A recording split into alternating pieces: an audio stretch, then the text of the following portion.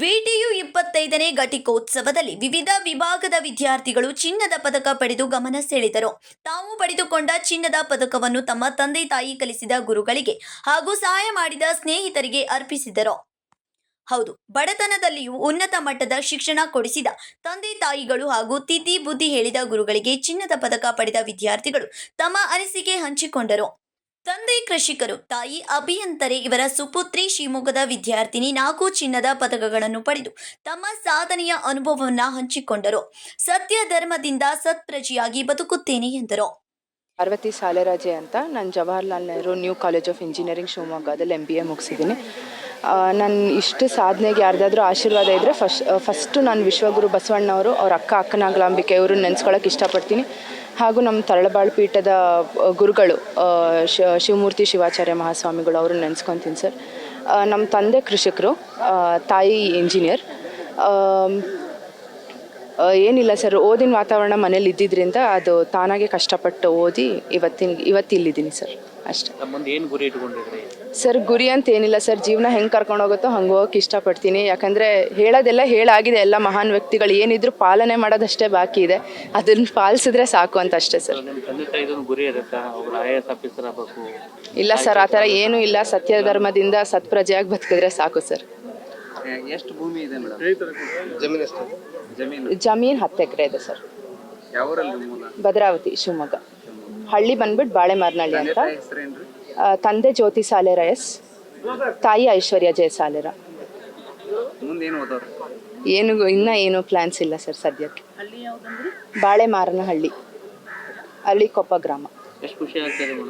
ತುಂಬ ಖುಷಿ ಇದೆ ಸರ್. ನಿರೀಕ್ಷೆ ಇತ್ತು, ಬಟ್ ಅದೇ ಅತಿಯಾದ ಆತ್ಮವಿಶ್ವಾಸ ಒಳ್ಳೇದಲ್ಲ ಅಂತ ಅಂದು ರಿಸಲ್ಟ್ ಬರೋ ತನಕ ಕಾದು ಸರ್. ಇಷ್ಟೇ ಟೈಮ್ ಅಷ್ಟೇ ಟೈಮ್ ಅಂತ ಏನಿಲ್ಲ ಸರ್. ಅವತ್ತಿಂದ ಅವತ್ತೇ ಮುಗಿಸ್ಬೇಕು ಅಂತಲೂ ಏನು ತಲೆಯಲ್ಲಿ ಇಟ್ಕೊಂತಿರ್ಲಿಲ್ಲ. ಟೈಮ್ ಆದಾಗೆಲ್ಲ ಓದ್ತಿದ್ದೆ ಅಷ್ಟೇ ಸರ್. ಇಲ್ಲ, ತಮ್ಮ ಇದ್ದಾನೆ. ನಮ್ಮದು ಇದು ಕೂಡು ಕುಟುಂಬ. Thank you sir. ಇನ್ನು ಸಚಿತಾ ಅವರು ತಮ್ಮ ಸಾಧನೆಗೆ ಸಹಾಯವಾದ ಶಿಕ್ಷಕರು, ಮಾರ್ಗದರ್ಶಕರು ಮತ್ತು ತಂದೆ ತಾಯಿಗಳಿಗೆ ತಮ್ಮ ಪದವಿಯನ್ನ ಸಮರ್ಪಿಸಿದರು. 3 ಪದಕಗಳನ್ನು ಪಡೆದಿರುವುದು ಸಂತಸ ತಂದಿದೆ ಎಂದರು. ಮಷಿನ್ ಡಿಸೈನ್ ಸ್ಪೆಸಿಫಿಕೇಷನಲ್ಲಿ MTech ರಾಜ್ಯಕ್ಕೆ ಪ್ರಥಮ ಸ್ಥಾನವನ್ನು ಪಡೆದು ಗೋಲ್ಡ್ ಮೆಡಲ್ ಪಡೆದಿದ್ದೀವಿ. ನಾನು ಆ್ಯಕ್ಚುಲಿ ಸ್ಪಾನ್ಸರ್ ಕೋಟಾದಲ್ಲಿ ಡಿಪಾರ್ಟ್ಮೆಂಟ್ ಆಫ್ ಟೆಕ್ನಿಕಲ್ ಎಜುಕೇಷನ್ ಸಹಾಯದಿಂದ ಸ್ಪಾನ್ಸರ್ ಕೋಟಾದಲ್ಲಿ ನಾವು ಈ ಸೀಟನ್ನು ಪಡೆದಿದ್ದೀವಿ. ಇದಕ್ಕೆ ನಮ್ಮ ಡಿಪಾರ್ಟ್ಮೆಂಟ್ ಆಯಿತು, ನಾವು ಏನು ಒಂದು ಈಗ MTech ಕಂಪ್ಲೀಟ್ ಮಾಡಿದ್ದೀವಿ. ಸಿಕ್ಯಾಬ್ ಇಂಜಿನಿಯರಿಂಗ್ ಕಾಲೇಜಲ್ಲಿ ಕಂಪ್ಲೀಟ್ ಮಾಡಿದ್ದೀವಿ. ಅಲ್ಲಿ ಉಪನ್ಯಾಸಕರು, ಅಲ್ಲಿ ಬೋಧಕರ ಒಂದು ಸಹಾಯದಿಂದ ಈ ಒಂದು ಸಾಧನೆ ಆಗೋಕ್ಕೆ ಕಾರಣೀಭೂತಾಗಿದೆ. ನಿಮ್ಮ ತಂದೆ ತಾಯಿ ಏನು ಮಾಡ್ತಾರೆ? ಬ್ಯಾಕ್ಗ್ರೌಂಡ್ ಏನು, ಯಾವ ಥರ ಓದಿದ್ರಿ? ನಮ್ಮ ತಂದೆ ತಾಯಿ ಅವರು ಬಿಸ್ನೆಸ್ ಮಾಡ್ತಾರೆ. ತಂದೆಯವರು, ತಾಯಿಯವರು ಹೋಮ್ ವರ್ಕರ್ರೆ.